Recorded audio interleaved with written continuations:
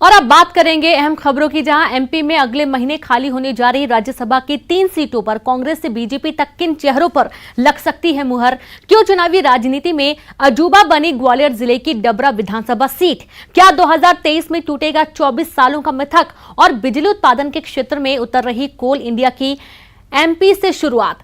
क्या हिंदुस्तान के दिल का मुस्तकबिल होगा रोशन। देखिए खबर में दम है।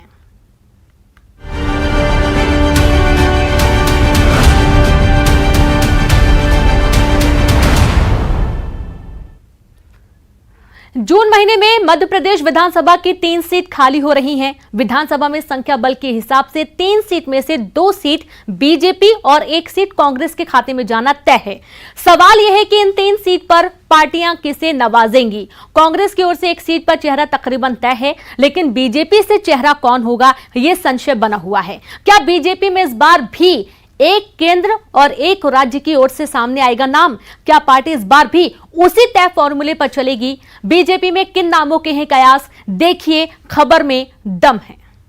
मध्य प्रदेश में राज्यसभा की 3 सीटें खाली हो रही हैं और जिसे लेकर जोर आजमाइश का दौर शुरू हो गया है। 3 में से 2 बीजेपी और 1 सीट कांग्रेस के खाते में जाना तय है। चेहरे इन सीटों को लेकर कौन होंगे, क्या उनका जातिगत समीकरण होगा, इसे लेकर दोनों पार्टियों में मंथन के दौर चल रहे हैं। बीजेपी में राज्यसभा के चयन का पार्टी में जो फॉर्मूला रहा है, उसमें अब तक एक नाम केंद्र और एक नाम राज्य के खाते से आता रहा है। माना यह जा रहा है कि इस बार भी पार्टी इसी पैमाने पर आगे बढ़ेगी।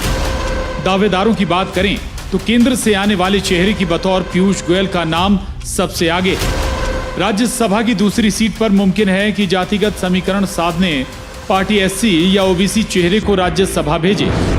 इसमें एससी चेहरे के तौर पर अनुसूचित जाति मोर्चे के राष्ट्रीय अध्यक्ष लाल सिंह आर्य का नाम भी चर्चाओं में है। ओबीसी चेहरे के बतौर बीजेपी की प्रदेश महामंत्री कविता पाटीदार का नाम भी है। ये नाम महिला कोटे से भी माना जा रहा है, क्योंकि खाली हो रही 1 सीट संपतिया उइके की भी है। सर्वस्पर्शी भाजपा, सर्वव्यापी भाजपा के सिद्धांत पर हम काम करते हैं। जो पिछड़े हैं, जो पिछड़े जिनको अगले उसमें लेके आना है पंक्ति में, इसके लिए हमारा संगठन काम करता है। हर कार्यकर्ता जो वंचित है, जो पिछड़ी श्रेणी में आता है, उसको आगे लाने का काम हमारी सरकारें भी करती हैं और संगठन भी करता है। बाकी किसी विशेष जाति धर्म, हम हर धर्म का सम्मान करते हैं। जो कार्यकर्ता कर्मठ होगा, जो संगठन तय करेगा, निश्चित रूप से उसको मौका दिया जाएगा। उधर कांग्रेस के हिस्से से खाली हो रही 1 सीट पर अब भी विवेक तनखा ही हैं और संभावना यही है कि विवेक तनखा को ही पार्टी दोबारा राज्यसभा भेजेगी। देखिए, जब इसका कार्यकाल समाप्त होगा जून के करीब, हमने मंथन कर लिया है, नाम तकरीबन तय कर लिया है। समय पर हम अपना नाम घोषित हैं। कांग्रेस में सर्वसम्मति से नाम तय कर लिया गया। कोई विरोधाभास नहीं है, कोई चिंता की बात नहीं है। योग्य उम्मीदवार का नाम तय हो चुका और समय आने पर हम घोषित कर देंगे। जून महीने में खाली हो रही एमपी में राज्यसभा की 3 सीटें, इनमें 2 सीटें बीजेपी की हैं, जिन पर एमजे अकबर और संपतिया उइके रहे हैं, जबकि कांग्रेस के खाते में गई 1 सीट पर विवेक तनखा है। बीजेपी इससे पहले आदिवासी वर्ग से आने वाले सुमेर सिंह सोलंकी को राज्यसभा भेज चुकी है।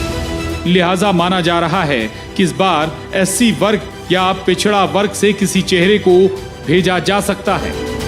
भोपाल में शरद श्रीवास्तव के साथ bureau report, news 18 Madhya Pradesh Chhattisgarh. देश भर में छाए कोयला संकट के बीच बड़ी